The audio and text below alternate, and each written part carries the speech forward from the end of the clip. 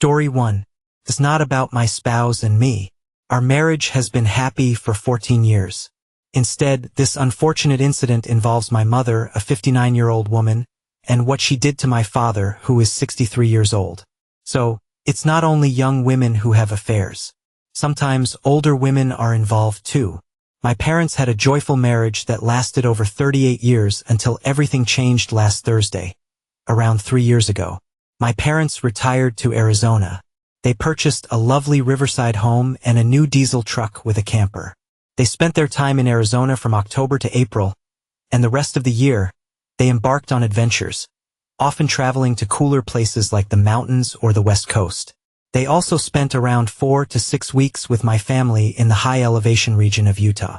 My husband has arranged complete RV hookups for them on our 16-acre property, including electricity, water, and septic connections. We thoroughly enjoy their company, and our kids love spending time with them too. Likewise, we love visiting their Arizona home. It's always a thrilling experience, especially with their boat and jet skis. We're even willing to go in the midsummer heat for the excitement. My brother and his family, who reside in Georgia, also make it a point to visit my parents at least once a year. Although they can't come as often as we do, they still make the effort. Until recent happenings, I could confidently state that my mom and dad had a perfect marriage. Both of my parents served as role models for my brother and me, and we built our own families based on the values they taught us. So, to give you a clear picture, our family life was about as ideal as it gets according to American dream standards.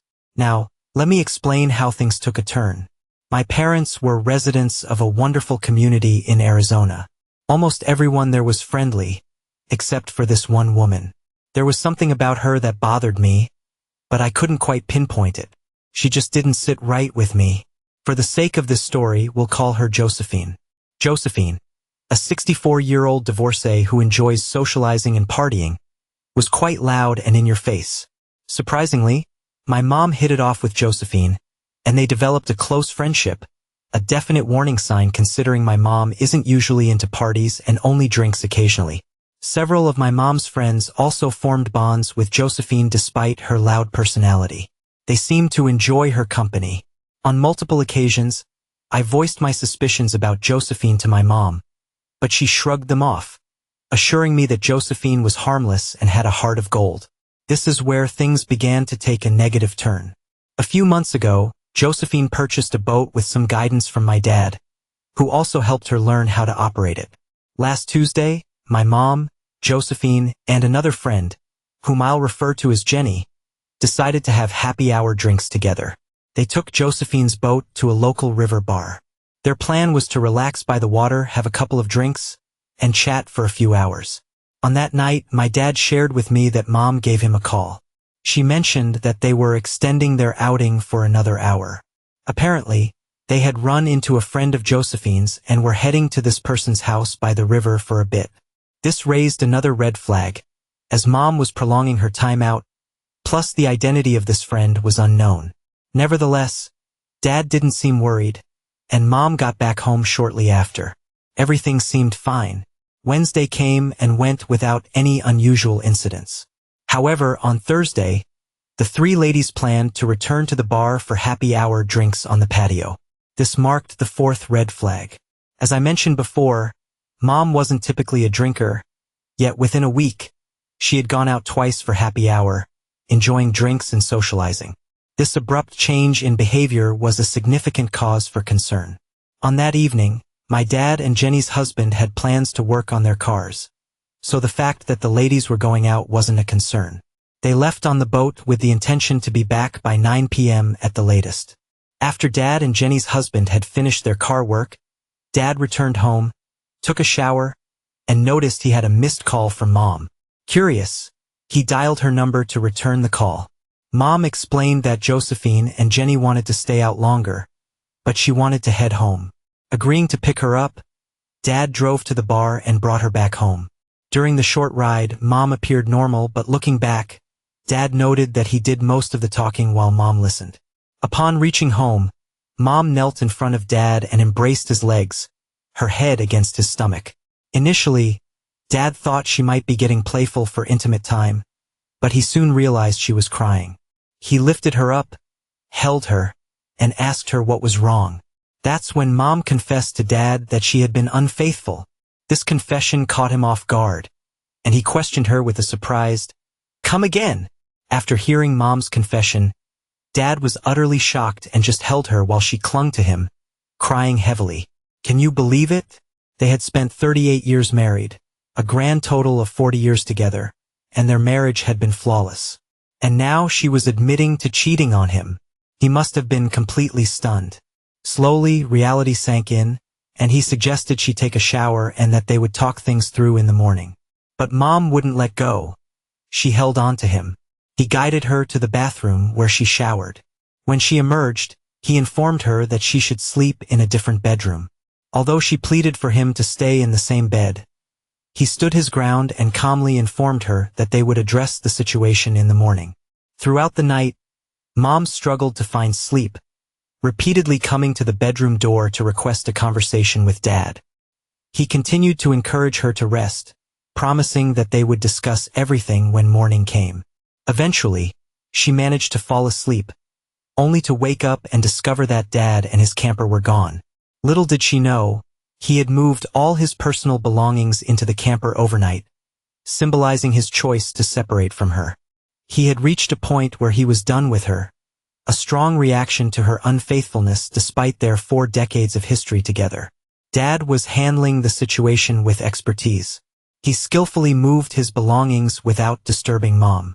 Their bedroom has a sliding door leading to the patio, which allowed him to discreetly take his clothes and personal items out through the back door, load them into the camper, and leave.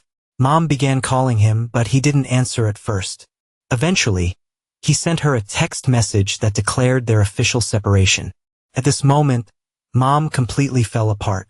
She called Dad again, and this time he picked up. He calmly reiterated what he had texted her. He informed Mom that he was filing for divorce, and that until the divorce was finalized, he would be living in the camper. Mom pleaded with him to talk and give her a chance to explain, but he showed no interest. He firmly stated that she would hear from his lawyer before ending the call. Dad mentioned that he had reached out to Jenny's husband. Remember, Jenny was the friend who joined Mom and Josephine for the outing.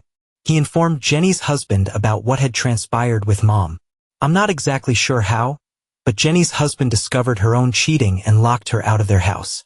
As a result, Jenny is currently staying with Josephine while they work out their issues. After speaking with Mom, Dad contacted my brother and me to deliver the news. We were taken aback initially, assuming it was a prank. When the reality of the situation sank in, I found myself shedding tears. Since then, Mom has been emotionally devastated. Throughout the past week, she has been driving to every campground in the area, searching for Dad. She's covered more than 1,800 miles. While my brother and I are aware of Dad's whereabouts, we've made a promise not to share this information with her. Both my brother and I fully support Dad in this ordeal and want to honor his wishes as the one wronged in this situation. However, we're deeply concerned about Mom's well-being. She's not eating or sleeping, driving around frantically in her attempts to locate Dad. We're afraid she might get into an accident, experience a heart attack, or even pose a danger to herself, given her repeated statements about not wanting to go on without Dad. Now we're grappling with the dilemma. Should my brother and I disclose Dad's location to alleviate Mom's distress? My stance is that we shouldn't, as Dad explicitly requested his privacy. Ensuring his location could erode his trust in us. We should respect his plea for privacy. We could inform Mom of Dad's location with the assurance that she wouldn't approach him. This might offer her some solace, yet there's a risk of harming our rapport with Dad if he discovers it. Our priority is to stand by Dad, who was taken by surprise due to his wife's actions, and to uphold his trust. Our obligation is to honor Dad's wish while extending our support to him. I understand that we should fully back Dad, as Mom's actions led to this situation, and she must now confront the repercussions.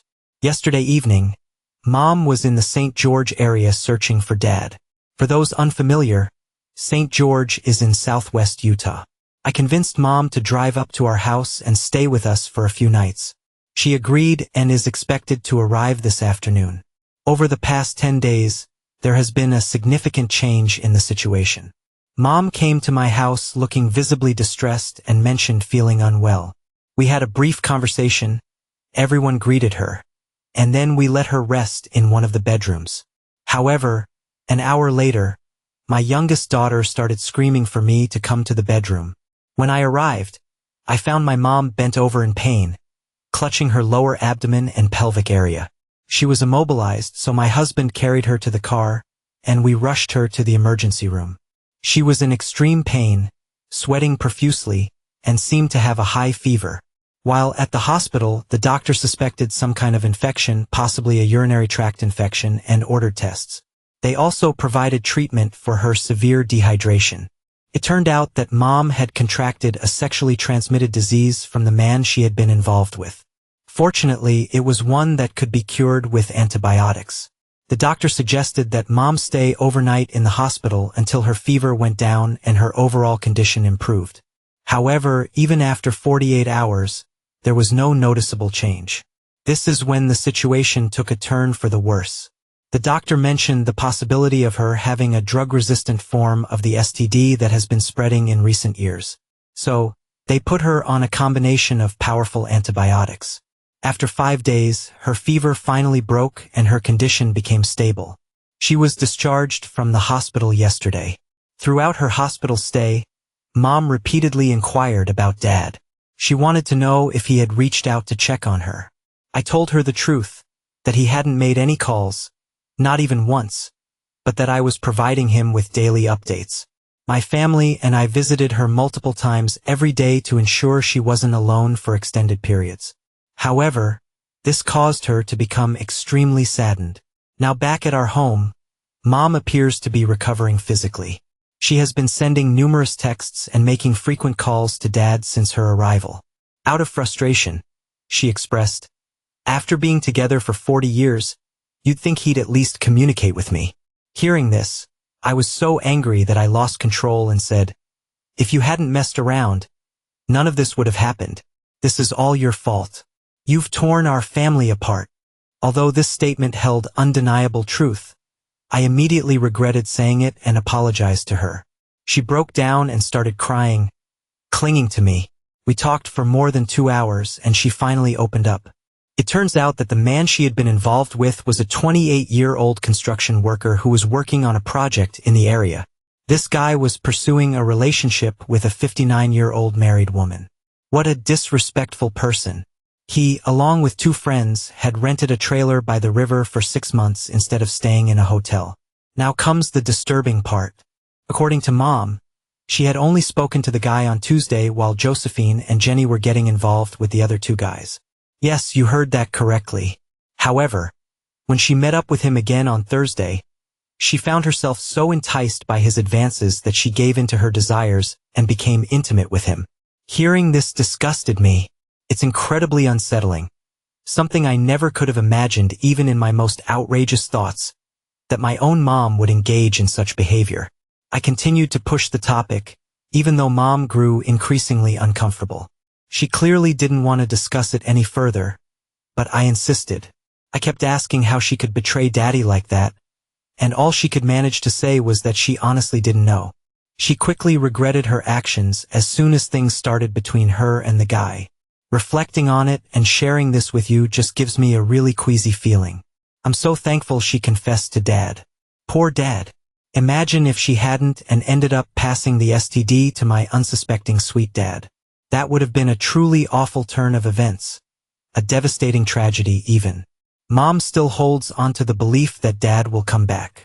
However, he's resolute in his decision and he's not known for changing his mind. Mom plans to leave on Saturday to resume her search for Dad. She intends to visit all the campsites in the Southwest, unaware of what awaits her. On Friday, there's something I know that she doesn't, but I can't reveal it to her. Listen to this. Dad is actually planning to serve Mom with divorce papers at my house. He wants her to have family around when he does it to ensure she has support. Friday is going to be a really difficult day, a tough one. I feel a bit guilty knowing what's coming, but I owe it to Dad to assist him with this. Also, I need to be there for Mom when she inevitably breaks down. I'll provide an update if anything significant occurs. For now, let's hope for the best. A significant period of time has gone by since my previous update. To be precise, it's been over 13 months. We're now in June of 2022. Mom and Dad are officially divorced, a fact that I still struggle to accept along with everything that has unfolded in their lives since then. Dad couldn't bring himself to forgive Mom for her affair.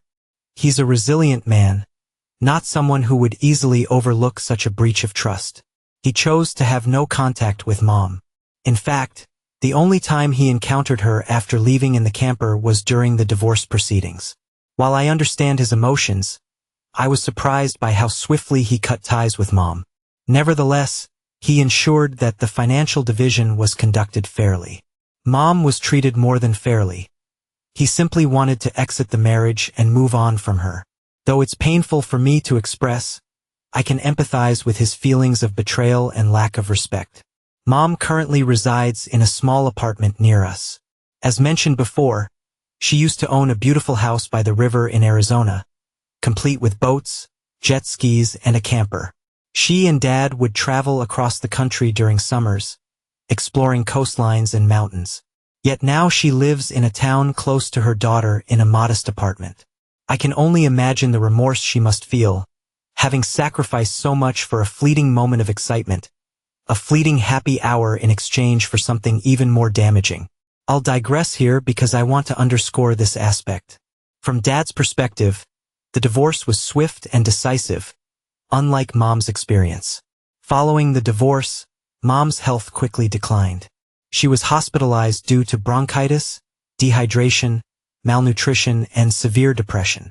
Her hospital stay lasted 3 days, during which she received treatment and was prescribed medication for her depression and anxiety.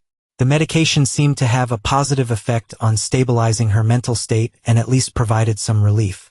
Sadly, she also received a diagnosis of a potential case of lupus, likely triggered by the stress of the divorce and the loss of my father. The doctor explained that intense stress can compromise the immune system and worsen conditions similar to lupus. Given her struggles with overcoming the STD and bacterial bronchitis, it's evident that her immune system is in a weakened condition. The doctor provided Mom with specific advice on how to boost her immune system and manage her stress. She needs to actively focus on reducing stress and maintaining control over her stress levels. Over the past 6 months, there has been improvement, but she's not the same strong and composed woman she used to be. Mom used to exude strength and confidence, but now she appears fragile, shattered, and devoid of her former energy. A few months back, I managed to secure a job for her at a craft superstore where my friend works as a manager. She's been performing exceptionally well and has received praise as an outstanding employee. Hopefully, this job will help her find a sense of purpose. However, the reality remains somber. She has lost the luxury she once enjoyed, is taking prescription medication, and stress is actively taking a toll on her while she fights to control her emotions. And once again, she lives in a small apartment near me. At 59, she's returned to working in retail. Her life has undergone profound changes, to say the least. But let's shift the focus from my mom. Regarding Dad, he's certainly making the most of his time. He appears to be relishing his newfound freedom as a wanderer, traveling wherever he desires in his camper. He has a deep fondness for the outdoors and exploring new places. In the last half year, he's begun dating a woman, and it seems their relationship is becoming more serious. Yet I advise him to be cautious due to his recent divorce from a 40-year marriage with Mom. I've met her multiple times, and she's very pleasant and treats my dad with kindness. I don't want to sound negative, but I'm unsure how to express it without it sounding ironic. The thing is, she's significantly younger. They bond over their shared interest in travel, as she's a YouTube vlogger who explores different places. Over the past 4 months, Dad and she have been traveling all around the country, camping, and enjoying each other's company. While she hasn't featured Dad on her YouTube channel, she has mentioned him in several of her videos. It's clear they have a strong connection, and Dad personally told me that he's happier now than ever. Despite his happiness, he's made it clear to my brother and me that he has no intentions of marrying again. Interestingly, his girlfriend feels the same way. She had a previous marriage that didn't work out, and she's not keen on going through that again. Since they both love nature and outdoor activities, they seem like a perfect match. I think I've included all the details. Best regards, a caring and optimistic daughter. Story 2. I'm a 40-year-old guy, and my wife Miley is 38. We got married 5 years ago, but our love story started at my friend Noelle's wedding. I was a groomsman, and Miley was one of the bridesmaids on that special day.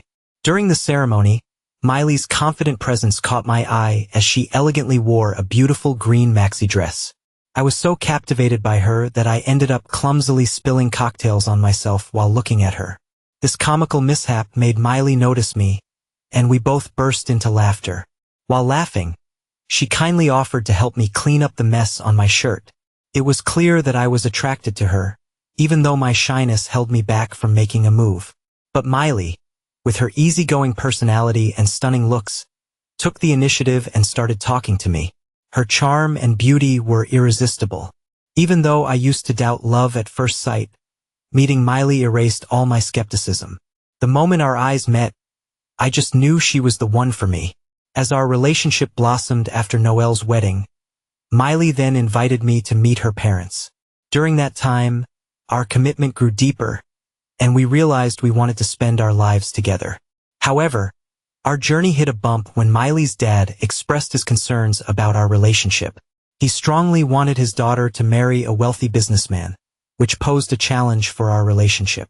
When I visited their home, I was surprised when Miley's father had the nerve to belittle me, calling me an average guy. He even insulted my financial situation, showing disapproval of his daughter marrying someone he considered to have a low income. It was painful as he compared my earnings to Miley's beauty, like she was a Hollywood actress. Even though I worked as a brand manager at a respected marketing agency and earned a decent income, his shallow comments angered me. I stood my ground, expressing my disappointment and reminding him that true value goes beyond money. Despite his self-centered behavior, Miley handled the situation well, showing her loyalty by supporting me and confronting her father. She chose to leave her parents' home and start a new chapter with me just a week later. We had a small ceremony to celebrate our marriage and exchanged vows, which made us very happy. Having such an understanding and supportive partner like my wife brought me immense joy, especially since Miley intentionally invited only her mother, excluding her father from the guest list. Our first year of marriage was filled with happiness and satisfaction.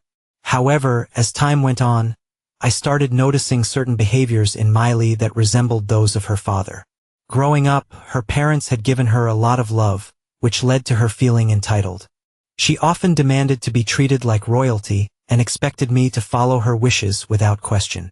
Any disagreement I had was dismissed as just an argument, and she expected me to obey her without hesitation. While shopping for furniture for our home, I realized that Miley didn't value my opinions. She consistently ignored my suggestions. When I mentioned that I preferred white sofas over green ones, she blew it out of proportion and got upset. Her tendency to get angry and throw fits over small things became clear once I accidentally bought chocolate ice cream instead of her favorite blueberry flavor, and she burst into tears. It was clear she wasn't used to hearing the word no. Without a job or career, she spent most of her time hanging out with friends and shopping. I realized that Miley had inherited her father's traits, but I wasn't willing to give in or blindly follow her demands. I told her that as a married couple, I had the right to express my opinions, and I expected her to act maturely if we wanted to have a successful marriage. I communicated that lacking mutual understanding and respect would make our marriage unworkable. Miley was surprised by my statement as she had never heard the word no before. Overwhelmed with emotions, she cried and sincerely promised to change her ways. Even though it was unfamiliar territory for her, she was committed to trying earnestly due to her deep love for me. Acknowledging her father's influence on her spoiled behavior, I chose to give her a chance for personal growth. Driven by my love for her, Miley began taking gradual steps to show her commitment to patience and kindness toward me. She got a part-time job and enrolled in a course to contribute to our lives responsibly rather than solely socializing with friends. She made an effort to join me when we met our mutual friends Noah and his wife Emily. While Emily had been Miley's friend since childhood, she contrasted significantly in personality and demeanor. Emily presented herself as composed, mature, and intelligent, creating a sharp distinction from Miley's previous behavior. As Noah was my closest friend, we frequently collaborated on various business ideas. This led to us visiting each other's homes often.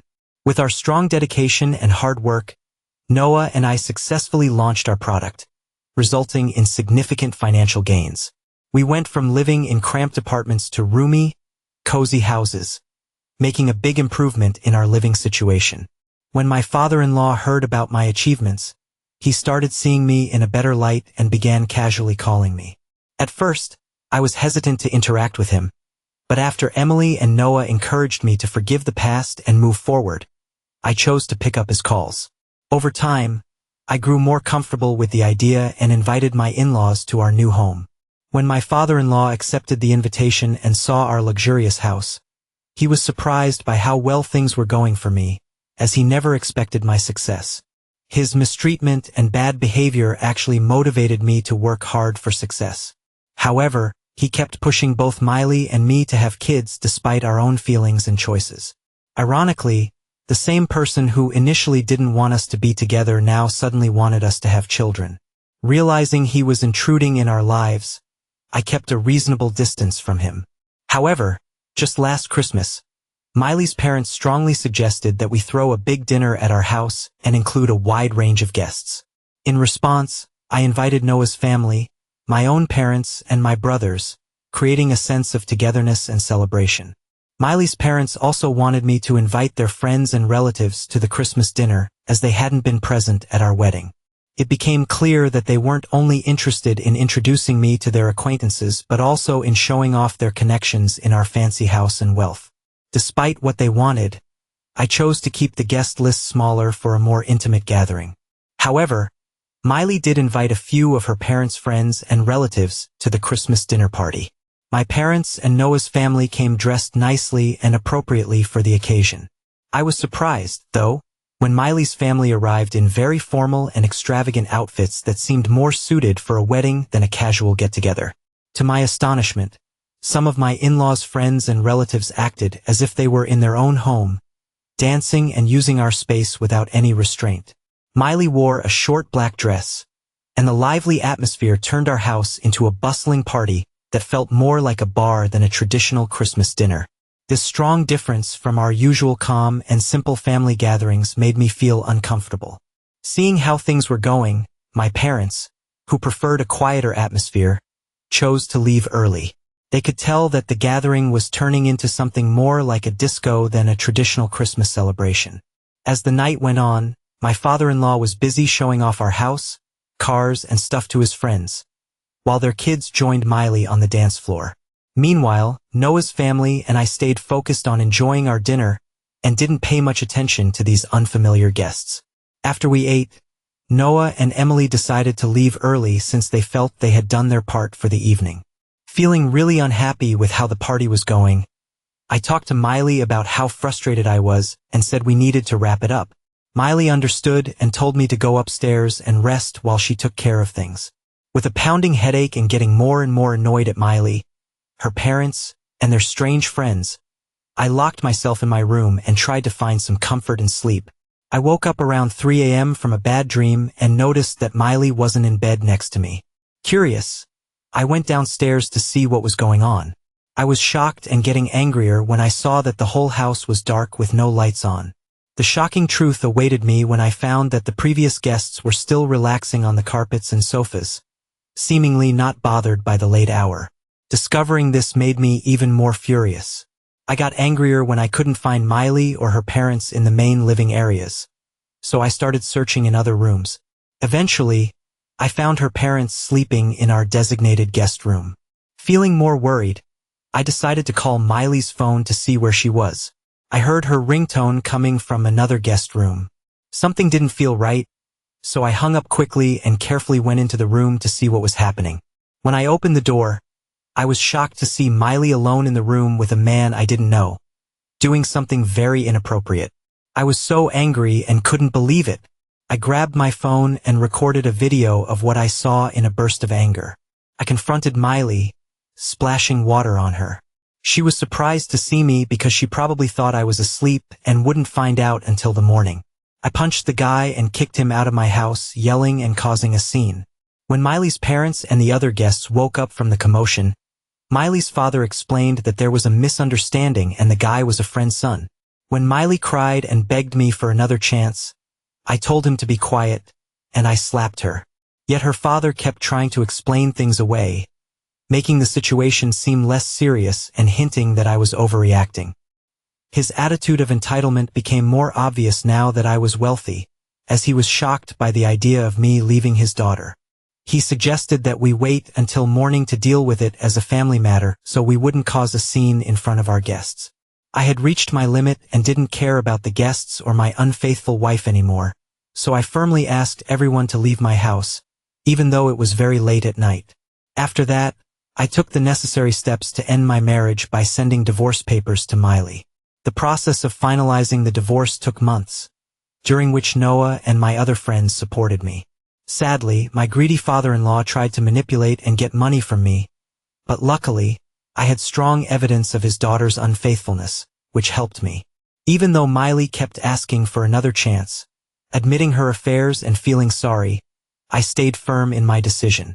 She tried to blame her father and thought I would forgive her easily, but I knew she needed to take responsibility for her actions in order to truly grow. Initially, I had given her chances because of her entitled behavior from how she was raised, but her cheating on me was a big betrayal of trust that I can't ignore. Forgiving infidelity is hard for me because I believe it's a choice people make. Miley is an adult and knew what she was doing, so she needs to own up to it. It was clear that Miley had a strained relationship with her parents, partly because of the big difference between the life she had with me and how she grew up. Even though Miley keeps trying to reach out to me, I've made up my mind. There's no chance for us to get back together. I'm happy now. I'm in a relationship with Noah's sister, and I genuinely like how things are. Sometimes being alone is much better than being around people who act greedy and entitled. People like that don't match up with my values and can mess up any sense of peace or getting along. Story 2. Once during the summer month, my younger brother Kyle, who had been living in South America for the past 3 years and even managed to start his own small business there, wrote to me. Besides, he finally found a girlfriend with whom he decided to formalize the relationship. Before this, he always preferred being in casual relationships and never got too attached to anyone. And now he sent me a postcard saying he was planning to visit us and stay for about a week or two if possible. Unlike Kyle, I had been married for a long time, and my wife Marie and I had 2 wonderful sons growing up. The elder, Michael, was already 15, and the younger, Sammy, was 12, but they had almost identical tastes and preferences and always managed to get along, although sometimes they teased each other like children. Marie was sometimes surprised because among her peers, families with boys often led to frequent fights or arguments. But it was a bit different for us. I always tried my best in raising them because both our parents had taught us, my brother and me, to live peacefully and avoid unnecessary conflicts. I informed the whole family about Kyle's visit during dinner, and everyone was genuinely happy that he would come to visit us. But the only inconvenience for my sons during this period was that they would have to share a room. The younger one took this rule less painfully, but Michael was a bit upset. I understood him since he was at an age where he wanted more personal space. However, after dinner I talked to him, and as usual my words had an effect, and he promised to endure until the guests left. The day Kyle's plane was supposed to land, I went to the airport to meet him. I'd gotten there a little early, and while I waited, I was mostly looking at the people walking by, and for some reason, it seemed to me for a moment that something was wrong, as if the world around me had changed somehow. The waiting time passed quickly, and soon I could hear and see Kyle waving at me. I hurried over to him with a hug because I'd missed him so much in 3 years. And when I got to him, I noticed that he hadn't flown in alone. There was a young Latin American woman next to him, very beautiful. Kyle barely had time to greet me before he started introducing me to his companion. She was his wife, whom I had seen in photos he sent me before, but today I saw her for the first time in person. Earlier, somehow there was no time to fly to them or them to us, And even at their wedding I did not have a chance to visit, as they just quietly signed, marking the event only in a very small circle. But it didn't matter to me. I was just glad that my brother was happy and could finally come to visit us. We headed straight to my house, where Marie had already set up a festive table and was getting ready to welcome the guests along with the children. Kyle didn't come empty-handed. First of all, he brought excellent alcohol to the table, made where he now lived. "Give it a try," he said. "You'll love it instantly, and you'll never want to drink anything else. Oh, Sammy, how you've grown." He lifted the little one, but soon put him back down as the child weighed much more than when Kyle last saw him. He tousled Michael's hair and expressed how happy he was to see him. The brother and his wife also brought some gifts for the children, which they immediately started examining, and we decided not to force the kids to sit at the table with the adults.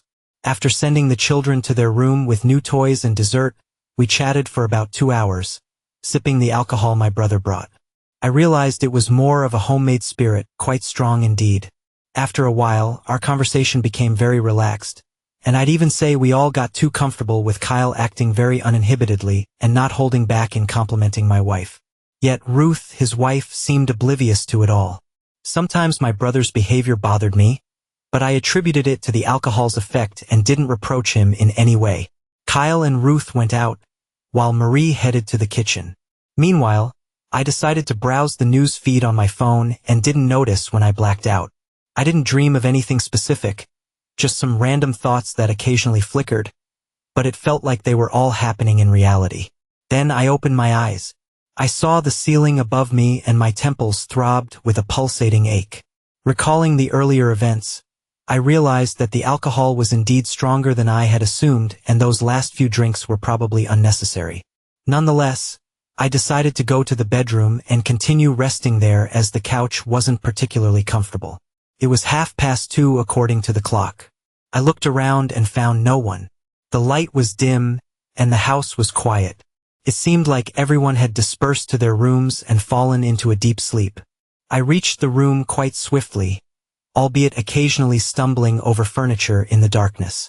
Upon entering, I saw Marie already lying in bed, turned away from me, almost entirely covered by the blanket. I didn't want to wake her, so I quietly lay down beside her. Then, I heard a faint moan from her, uttered in her sleep. Instinctively, I placed my hand on her waist and lightly ran it along her side to help her feel safe. I always did this when she had a bad dream, and these movements usually eased her sleep. But this time, I felt Marie beginning to wake up. "Sorry, dear.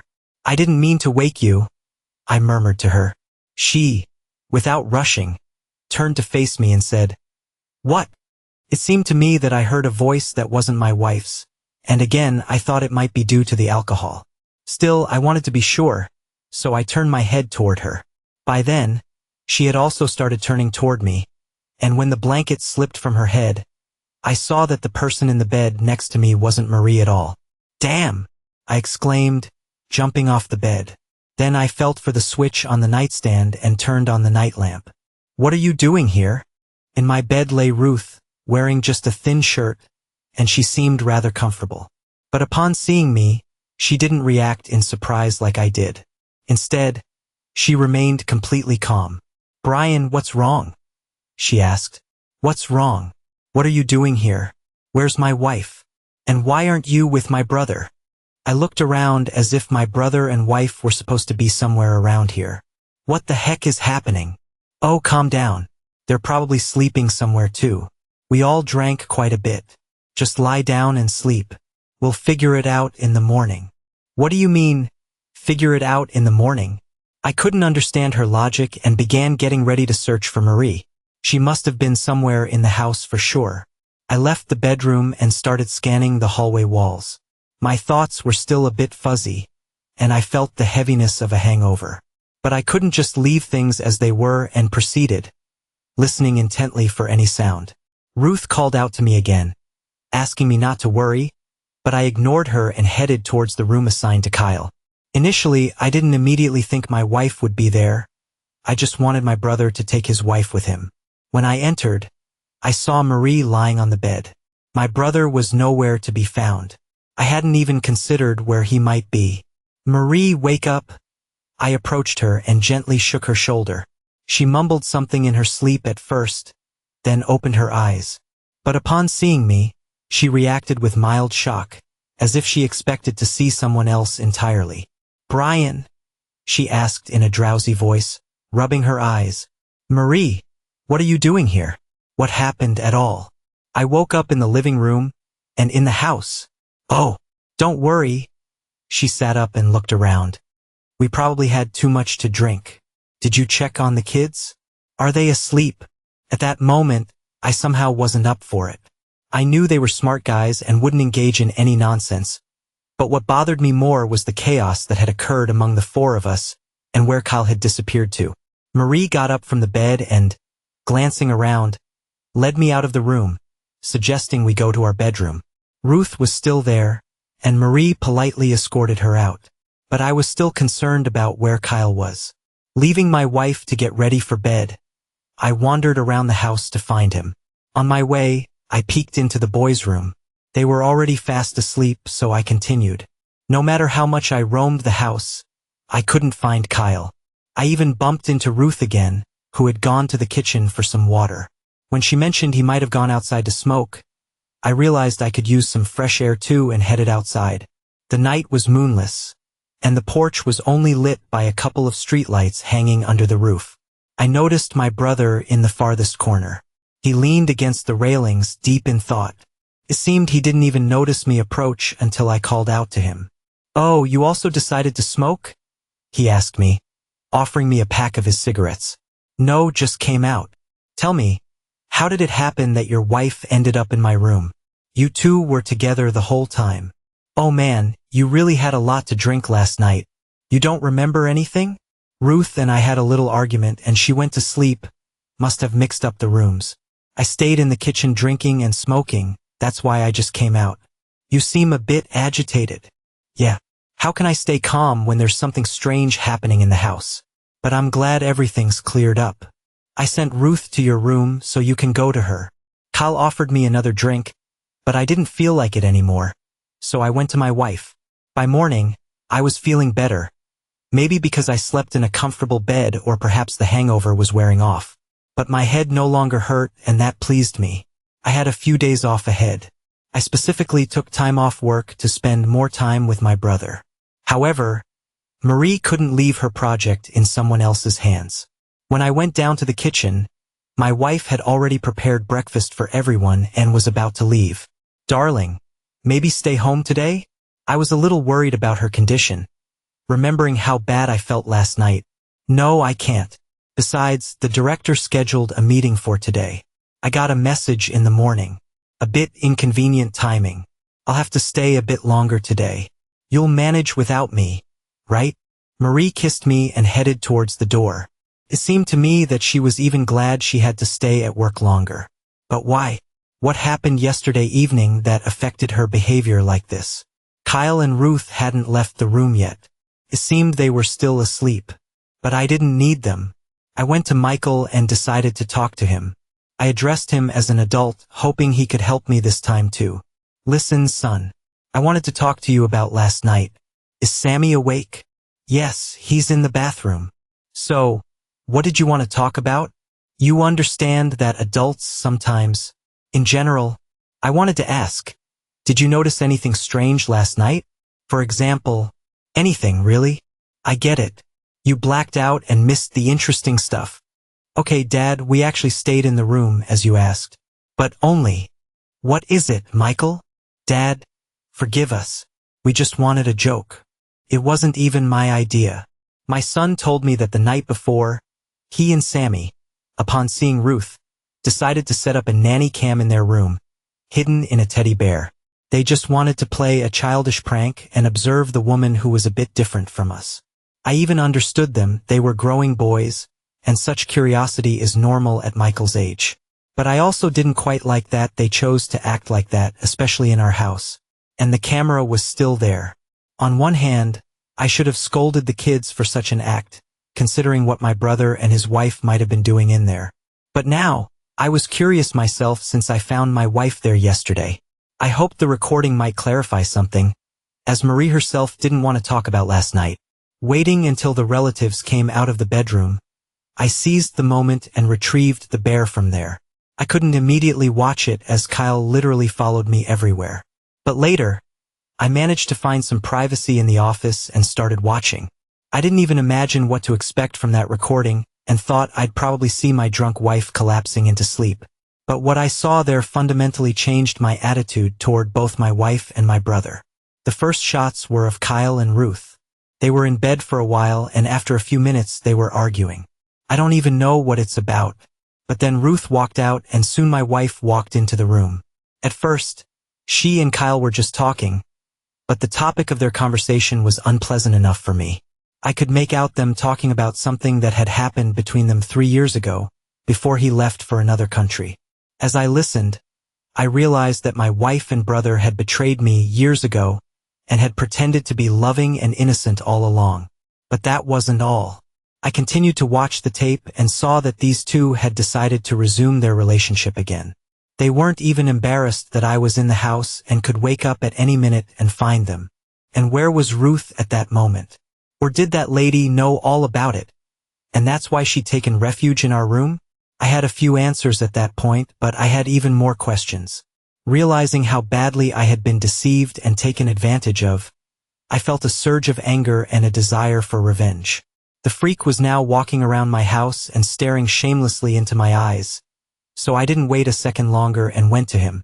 Overflowing with anger, I flew out of the office and nearly bumped into my son, who was already heading down for breakfast.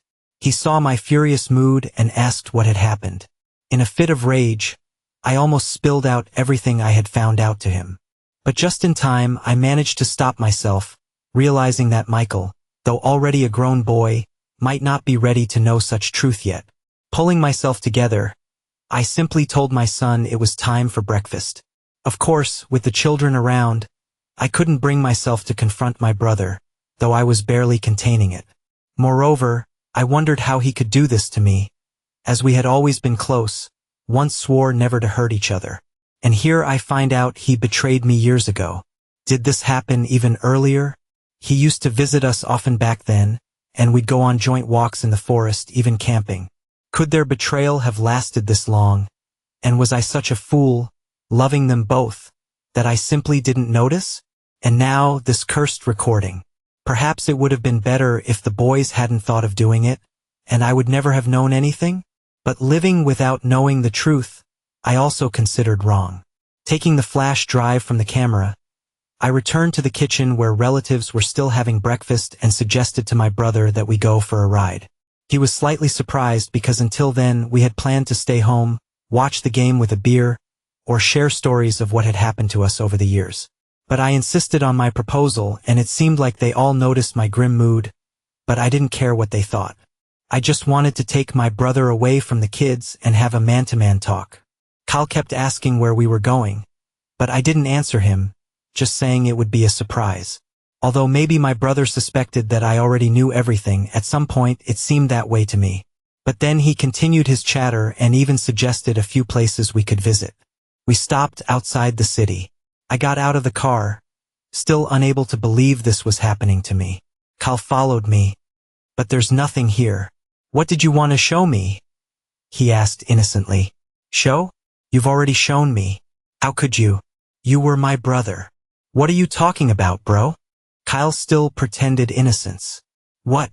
Are you still asking? I know everything, Kyle. About you and Marie. Oh, well, since you put it that way. Now Kyle changed his expression, and instead of apologies, which I at least expected from him, he just looked at me slyly and even chuckled. That infuriated me even more. I was angry before, but I hoped I could still control myself, and if my brother sincerely repented, I would have tried to forgive him. But apparently he hadn't been my brother for a long time. I pushed aside all the other feelings I once had for him and now saw only an enemy and a traitor before me. I lunged at him with my fists, wanting to vent all my anger on him. But Kyle wasn't weak either and began defending himself. We both received a lot of blows from each other. Not saying a word, our glances said it all. For several minutes we fought and struggled, and those moments felt so long to me, as if an hour had passed already. Maybe it was because it was a fight with my brother, or maybe I was just sad because my wife's lover turned out to be my brother. With this thought, I delivered a decisive blow to his jaw, so strong that he simply blacked out. I felt so exhausted myself that I just sat down on the ground and leaned against the car. I just wanted to forget everything, but I couldn't. After sitting like that for a few minutes, I returned to the car. Kyle was still unconscious. I didn't bother to bring him to his senses. I just left him there and drove back home. Though I didn't particularly want to go home either. There were unfinished matters there. Arriving home, I gave the boys some pocket money and asked them to walk around for a few hours. The older one was initially a bit surprised by my generosity, but then it seemed like he understood and took his brother with him, saying they would only be back closer to the evening. And when they left, I called my wife and asked her to return home urgently. Marie started asking me in response what had happened, but I didn't answer, just repeated that she should come back as soon as possible. Then I approached Ruth and decided to have a serious conversation with her. It seemed to me that she knew much more than it appeared at first glance because she had remained absolutely calm so far, as if nothing had happened. Ruth, tell me honestly, how well do you know my brother? What connects you to him? And don't tell me it's just pure and innocent feelings between you. I sat opposite her in the living room while she was flipping through magazines, settled on the couch. What are you talking about? She distracted herself from reading and turned to me, her smile, as usual, not leaving her face. Do you have something specific in mind? Yes, Ruth. I'm talking about tonight. Did you know that Marie went to see my brother? You were with him shortly before that. What were you arguing about? Oh, so you heard us? Why ask then? We thought you passed out after the kachaka. Kyle said this drink is out of your league. Don't mess with my head. Answer my question. Did you know he was with Marie? Well, I knew. So what? He told me about it back in Brazil. Ruth stood up, walked across the room, and stopped by the window, looking out. And did you yourself know what your brother was like? She asked me in response, still not turning to face me. What do you mean? I grew up with him. How could I not know him? Oh, of course.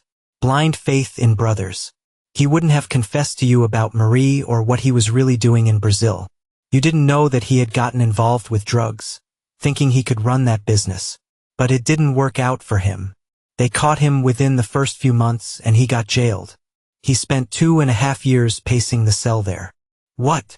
I couldn't believe what I was hearing, although, considering recent events, I no longer knew what to believe. You're lying. He would have told me. Well, yes. Ruth turned to face me. Just like he told you about his relationship with Marie. We met before he got out. During that time, he managed to learn a few things and decided to try his luck again. And things went quite well for him afterward. But he still made enemies and now owes some dangerous people. Very dangerous people. What does that have to do with this? What about my wife? Nothing at all.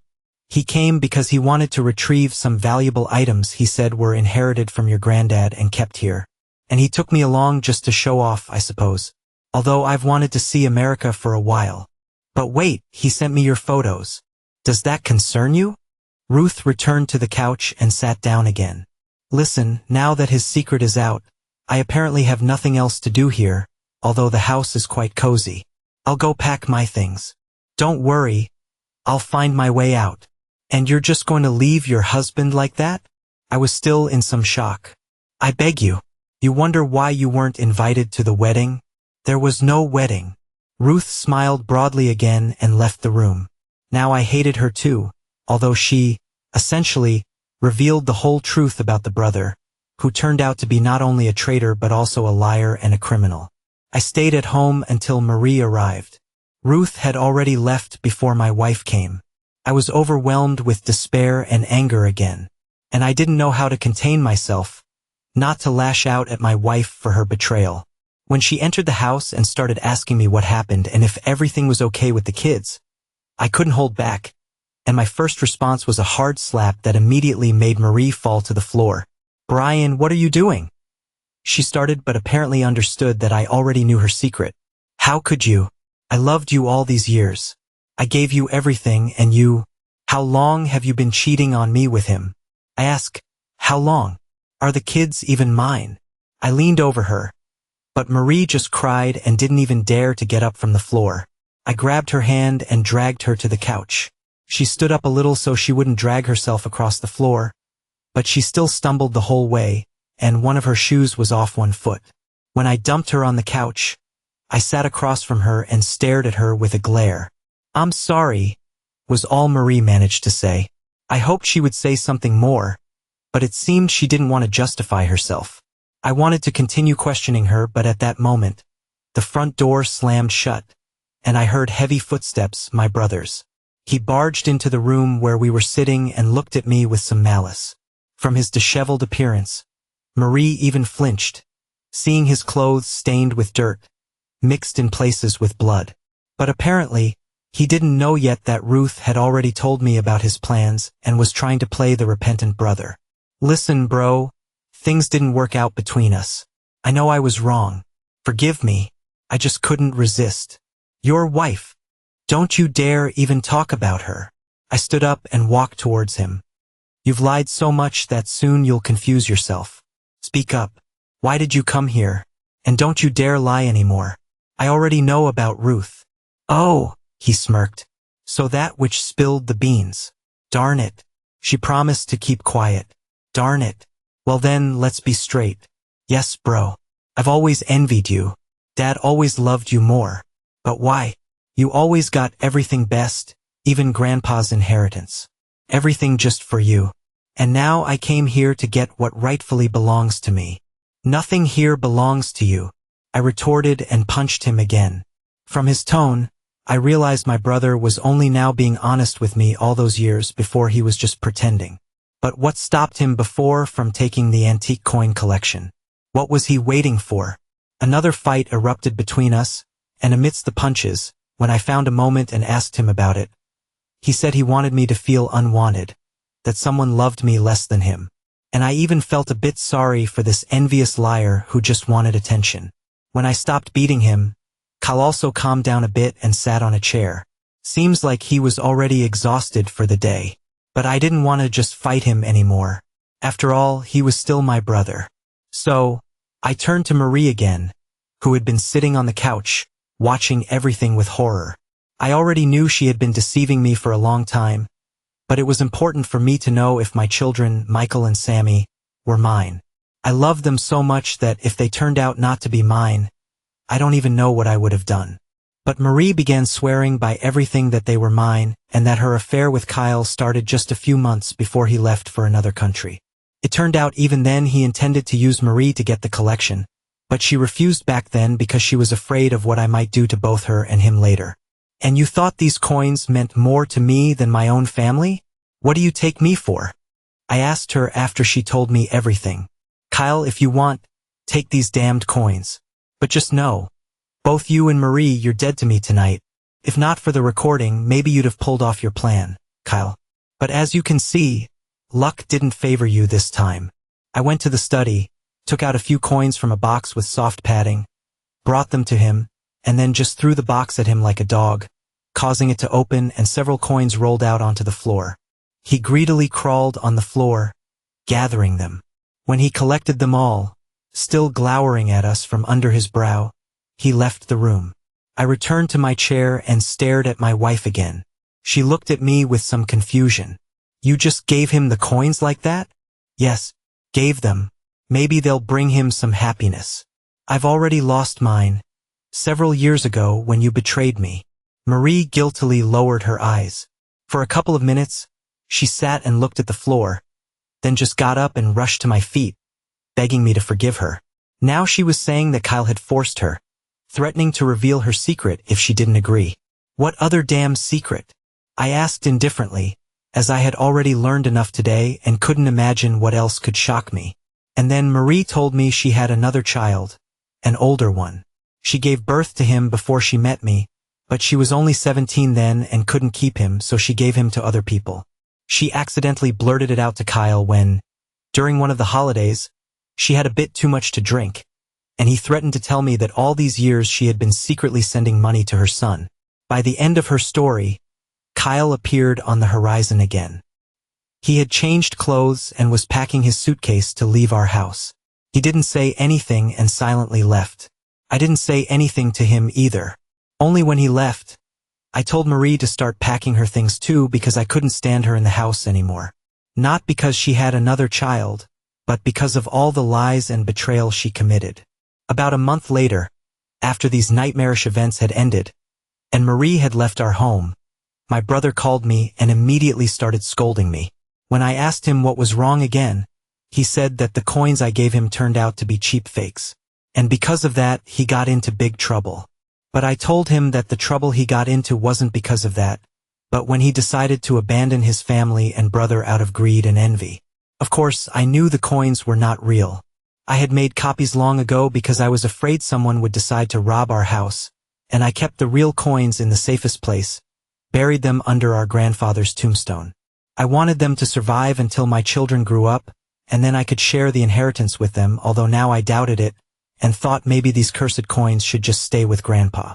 After Kyle and Marie left, I talked to my children and told them the whole truth. I knew they would understand me, and I hoped they would never make such a mistake.